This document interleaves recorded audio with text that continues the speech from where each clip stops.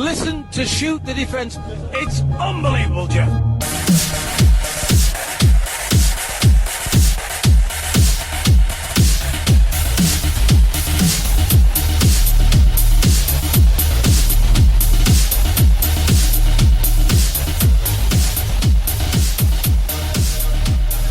Hello and welcome to a special edition of Shoot the Defence on FNX and StadiumScene.tv. I'm your host Stel and I'm joined by a returning guest. I'm very happy to introduce a good friend of mine and the assistant coach of Bulgarian champions Ludogorets. It's Bruno Pivetti. Bruno, welcome back, my friend. Oh, thank you very much for the invitation.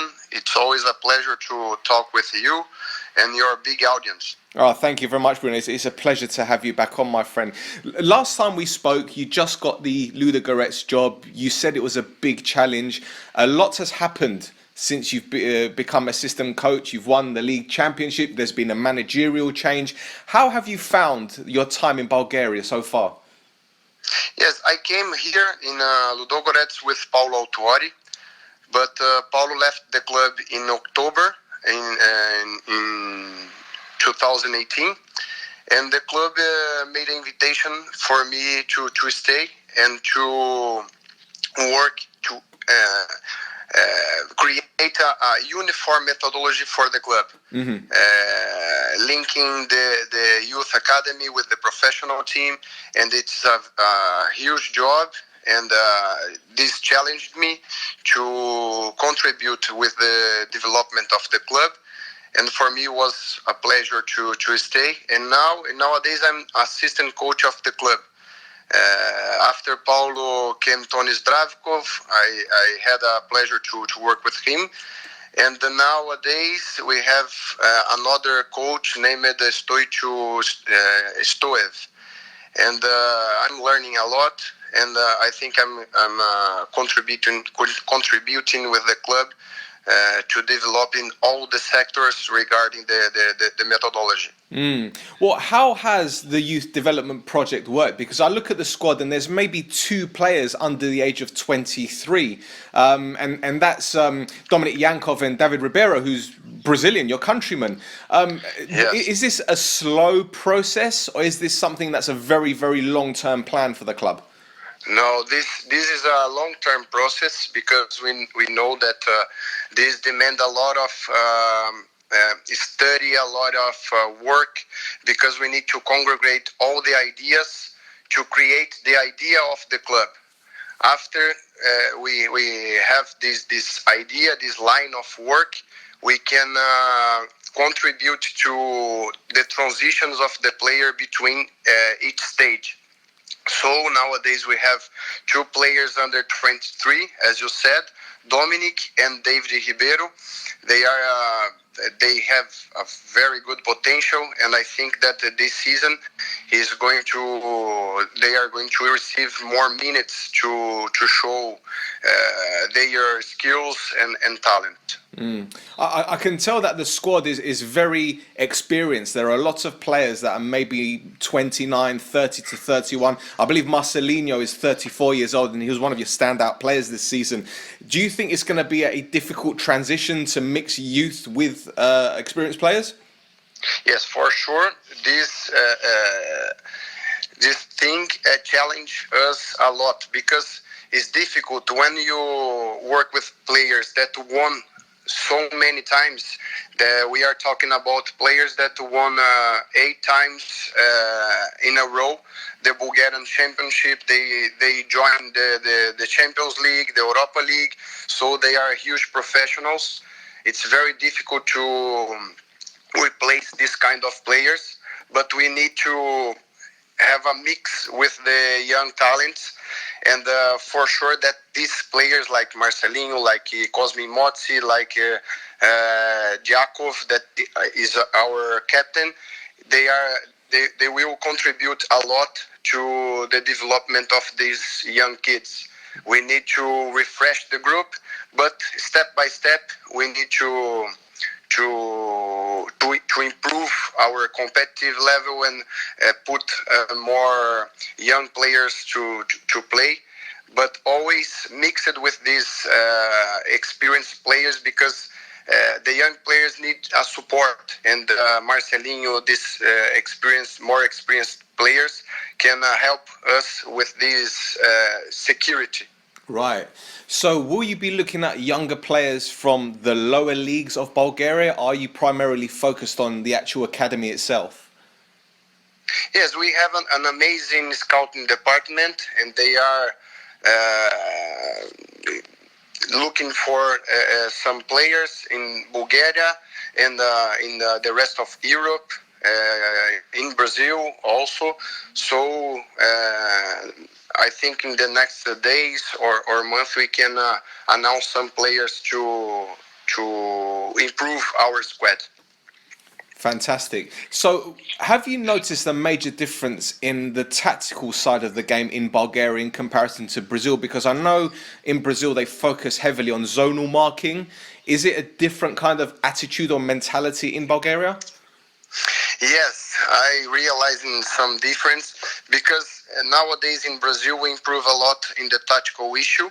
A lot of teams market in zone, but we have already the individual marking in Brazil. It's easy to see that when you follow the Brazilian Championship. But in the last years, we developed a lot regarding the tactical issue. But nowadays, the Brazilian market is focused in the talent. We develop a lot, but we have a hard work to follow. Here in Bulgaria, you have a more tactical approach because you don't have so many talents playing in your squad, do you know? Mm-hmm. Beside the fact of Ludogorets, CSK, that are the biggest clubs here in Bulgaria, another clubs have a limit amount of talent players. So it's different from Brazil. In Brazil, if you looking for talents, you're gonna find in the first team in Palmeiras, that is in the first post in the Brazilian Championship, but for sure that the last post, the last team of the Brazilian Championship have a huge amount of players with talents, you know. So this for me is the main difference between Bulgaria and Brazil, the technical issue and the talent of the players. Regarding we have in Brazil more talent players spread in all teams than here in Bulgaria. Right. So I've noticed there are quite a few Brazilian players in the Ludogorets squad. I'm pretty sure that you have a little bit of an influence in that. How does the Bulgarian League or the Bulgarian Football Association feel about this? Is this something that they're happy with, or do they feel that perhaps there aren't enough Bulgarian players coming through the team? I think that nowadays Ludogorets is trying to give more opportunities to the Bulgarian players. The fact that they invited me to stay and develop a unique methodology, it's to have the possibility to promote more players of the youth academy in the professional team. Because if you improve the work in youth academy, you have more probability to put these players in the professional team. So the Brazilian players helped a lot the club and contribute to help the Bulgarian league as well. Because if you improve the quality, you improve your product. So the Bulgarian league, for sure that the Brazilian players become the Bulgarian league as a better product to sell and to watch and to be commercialized. So I think the Brazilian players helped a lot with this, and they had a very good work to improve the quality of the competitive level in the Bulgarian league. Well, I've noticed that in the Campeonato Brasileiro, there's a lot of younger players playing at the highest level. So you have 16-year-olds, 17-year-olds. I'm not sure whether that's something that clubs are instructed to do in Brazil, because they know that a lot of European clubs are monitoring the talent out there. Is there pressure for you guys to bring in a lot of youngsters, or does it all depend on their ability as opposed to their age? I think the both things still, because the work in the youth academy in Brazil, in the clubs of the in the youth academies of the clubs in Brazil, improved a lot in the last years. So these younger players that is playing in the top level nowadays is a reflection of this very good job that the coaches and the coordinators are doing in the youth academy in Brazil. And of course that we have pressure because the clubs has a lot of financial problems and need to put the young kids to play to receive the technical return and the possibility of a sell as well. So I think the both things, we put the young players to play because of the technical part, because of the talent, but the clubs need to looking for a sell to save their financial issue. Right, understood. And I guess that's why it's important for Ludogorets to get into the Champions League group stages because of the financial incentives. Yes, for sure. This is very important for us to reach the group stage of Champions League because the financial part of the UEFA helped the club to save the year. Right. So tell me about the actual title season, because you won the championship round. The overall title, you only lost 3 games. You won 23 out of your 36. Did you expect to win the championship this season? Yes, we expect to win, but we know that it was very difficult because of the main reason, in my opinion, is the quality of our opponents. CSKA and Levski this season were doing a very, very, very good job with huge talent players, good tactical proposals. So the opponents became our title even more pleasure because it was very hard, it was very difficult. We had very hard games here this year, and for sure that it was more difficult than the last years, but the title came and everyone become happy here in Hasgard. Yeah, I can imagine. So what's the plan for next season? Obviously, I know you'd like to retain the title, and as you've mentioned, there will be new players coming in. Is there an extra target for next season apart from winning the championship?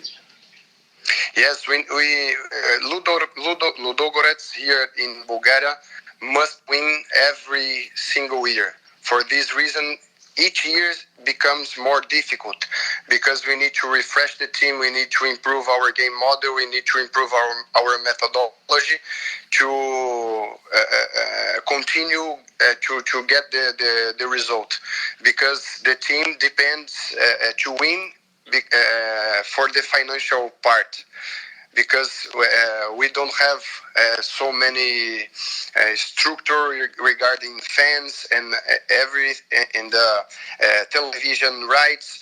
We receive only because of our competitive level that brings us the financial issue to save the club.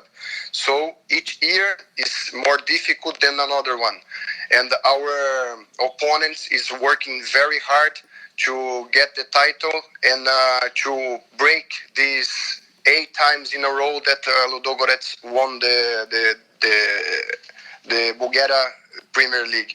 So each year is very difficult, but we are working very hard to win again and to win the 9th title in a row. Tell me something. Is it true when they say that it is easier to win the league first than to retain it? It's very difficult because I think if you won 8 times in a row, every time the 9th is going to be more difficult than another one because everyone wants to break it. Do you know? Yeah. So it's a bigger challenge for us, because the most part of the people can think, oh, okay, Ludogorets won 8 times in a row like Juventus, so Bulgarian championship and the Italian championship, it's not so difficult. I think it's a wrong thought, do you know? Yeah. Because the responsibility increase each year in a row. It's very difficult because everyone wants to break it. That's right. I can understand that.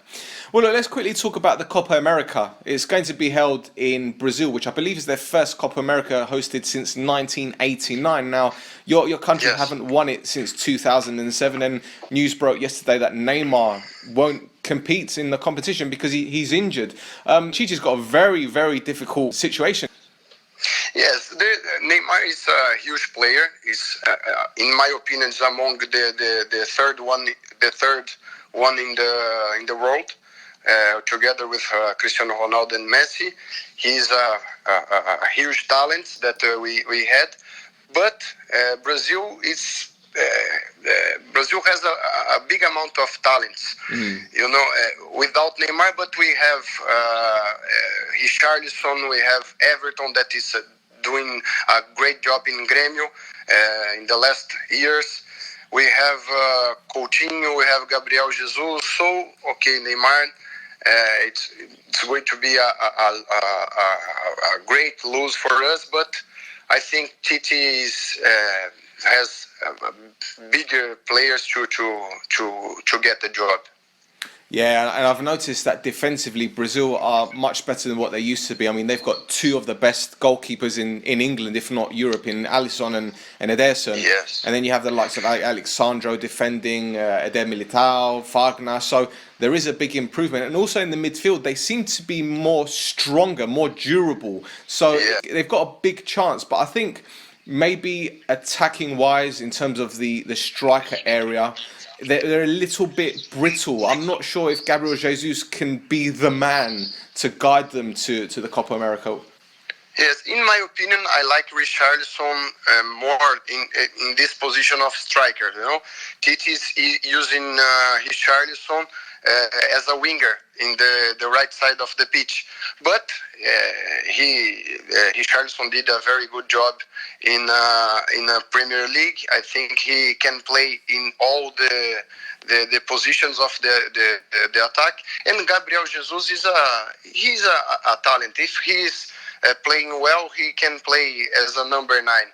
I understand your thoughts when you're talking about that. Okay, it's not the striker, but he has another characteristics that can bring a very good tactical issue for the team, like ability of pressure, the ability of shoot, the dribbling. I think it's a good player that don't let the defenders of the opponent to with security, do you know? Mm-hmm. Because he's always in moving, and I think if he have a good mind in this Copa America, he can do a great job as well. And I think you speak about the defensive approach of Brazil regarding the players individually, but I need to say that the defensive tactical concepts of Tite is very good. Brazil has a better defensive tactical concepts nowadays regarding the game model and the training sessions of Tite, and he is doing a great job in Brazil.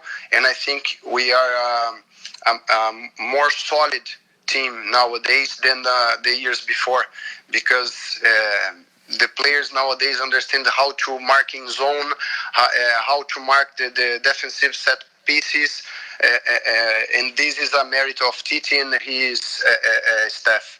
Yeah, well, he's come with a bit of criticism, hasn't he? Because I know that a lot of the Brazilian fans like to see attacking football, but with a more conservative approach, you can't really get that, can you? Yes, I believe that you need to balance the things. Of course, that Brazil have this in DNA, the offensive DNA, and Tite is improving as well the offensive part of the game. He has a very good first phase of building up, very good second phase of building up. In the last third of the pitch, the players are disbalanced the opponent every time. And in my opinion, I think the TT is looking for a more balanced team.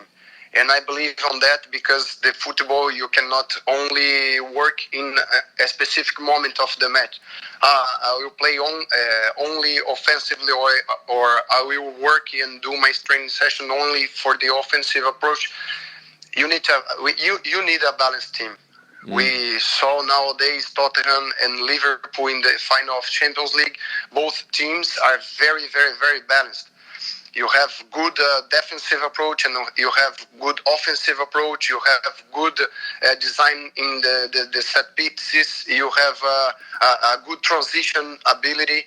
So I think Tite is doing a great job, and he's not forgetting the DNA, the Brazilian DNA of the offensive game. Right, absolutely. Well, look, one more thing regarding the Copa America. Who do you think are the favourites to win it, and who do you think will win it? I'm always a fan of Brazil, so I hope that Brazil wins.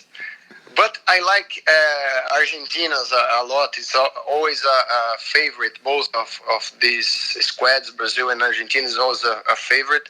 And I'm, of course, I'm a friend of Brazil. I'm a supporter of Brazil. I will be with my positive thoughts in the Brazilian squad. And let's see. I hope that we had a very good Copa America, and that the most important thing is that we have a very good matches to watch and to be pleased about it. Absolutely. One more thing before I let you go, Bruno. There's a certain player that's leaving Santos to join Real Madrid, and that's Rodrigo. How do you think he will do in Spain? Because we've seen Vinicius Jr. do quite well. He's a top-level player. He's an outlier like Vinicius Jr., like Neymar. Santos has a great job in the youth academy, and every year the people discovered a singular talent in Santos, and Rodrigo is one more of these players. If he received the best support here in Spain, the best training session, the best tactical concepts, he will do a great job. But we cannot forget that it's a player in development. Like Vinicius Jr. is not a ready player. It's impossible to be ready with 17, 18 years old. We need to be patient with these kind of players and give the adequate support to these players develop and reach the best potential that they had.